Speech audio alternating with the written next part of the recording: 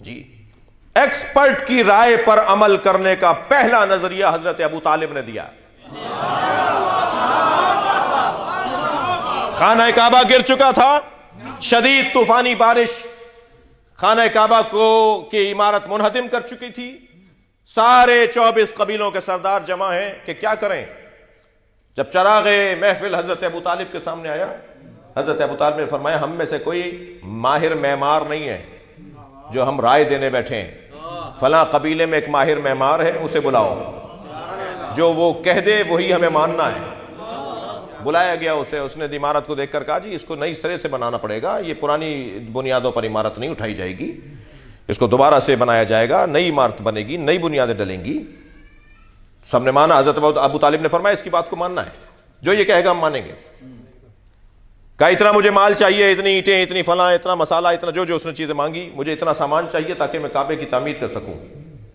جب سارا مال آ گیا اور وہ مزدور مستری اور وہ معمار کام کرنے کے لیے آگے بڑھا تو پہاڑوں میں سے ایک اژدہا نکل کر آیا جو وسط کعبے میں آ کے بیٹھ گیا، اور اس کا وجود لوگوں کو ڈرا رہا تھا۔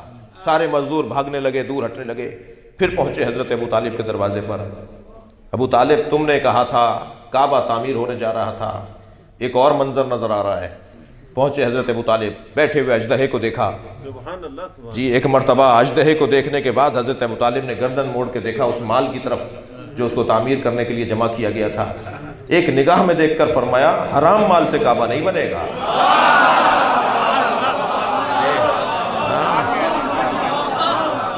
سب گردنیں لٹک گئیں۔ یہ صرف آج کے وڈیروں اور چودھریوں کا انداز نہیں ہے کہ جس کی جو چیز اچھی لگی اٹھوا لی۔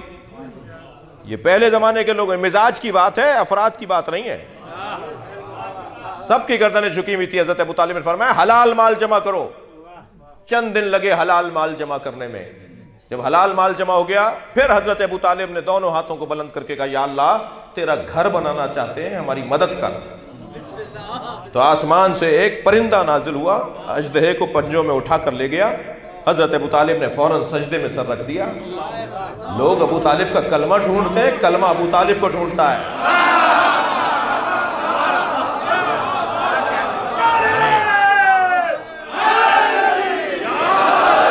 بغیر ابو طالب کے مفہوم کلمہ روشن نہیں ہے۔ مجھے تو ان لوگوں پہ بڑا تعجب ہے جو حضرت ابو طالب پہ ایمان پر بات کر رہے ہوتے ہیں۔ عزیزان گرامی، میں ایمان ابو طالب پر تقریر کرنا توہین ابو طالب سمجھتا ہوں۔ ایمان ابو طالب پر تقریر نہیں ہونی چاہیے، عظمت ابو طالب پر بات ہونی چاہیے۔ جب محشر میں آئیں گے حضرت ابو طالب تو بادشاہوں کی طرح آمد ہوگی اور انبیاء کی صف میں کھڑے کیے جائیں گے۔ یہ مولا علی کا فرمان، اتنا سنائیے ان لوگوں کو، اتنا سنائیے جو کلمہ ڈھونڈ رہے ہوتے ہیں، انہیں بتائیے کہ ہم تو ابو طالب کو وصی خدا مانتے ہیں، حجت خدا مانتے ہیں، جی وصی انبیاء مانتے ہیں۔ حضرت ابو طالب کا مقام کوئی معمولی مقام نہیں ہے۔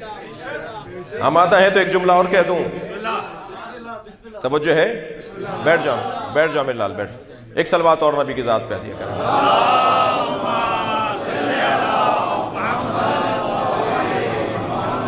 عزیزان گرامی، بحث بڑی عجیب موڑ پر آ گئی ہے، مگر میرا دل کر رہا ہے کہ ایک حضرت ابو طالب کو خوش کرنے کے لیے، ابو طالب کو خوش کریں گے نا تو ان کے بچے بھی خوش ہو جائیں گے۔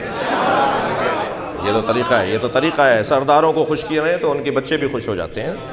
تو حضرت ابو طالب اگر راضی ہو گئے تو مولا علی بھی راضی ہو جائیں گے، اور پھر پوتے بھی راضی ہو جائیں گے، پڑ پوتے بھی راضی ہو جائیں گے، اور 11واں پوتا امام مہدی بھی راضی ہو جائے گا۔ جی ہاں، جی ہاں۔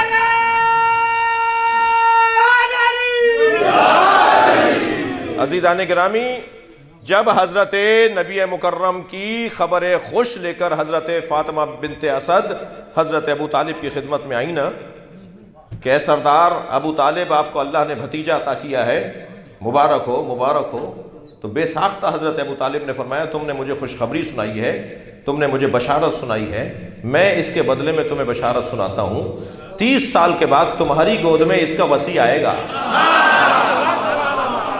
اس درجے کا ایمان، اس درجے کا علم بتائیے جا کر ان لوگوں کو جو حضرت ابو طالب کا کلمہ ڈھونڈتے پھرتے ہیں۔ انہیں جا کر بتائیں کہ قرآن مجید میں صرف 24 نبیوں کا نام ہے، 1,24,000 نبیوں میں صرف 24 نبیوں کے نام اللہ نے لیے ہیں، باقی نبیوں کے نام ہمیں ائمہ نے بتائیں، سرکار نے بتائیں، مولا علی نے بتائیں۔ وہ جو 24 نبیوں کے نام قرآن میں اللہ نے نازل کیے ہیں، قرآن نازل ہونے سے پہلے یہی وہ 24 نبی ہیں جن کے نام حضرت ابو طالب نے اپنے اشعار میں نظم کر دیے تھے۔ جی صلوات پڑھیں گے محمد و آل محمد۔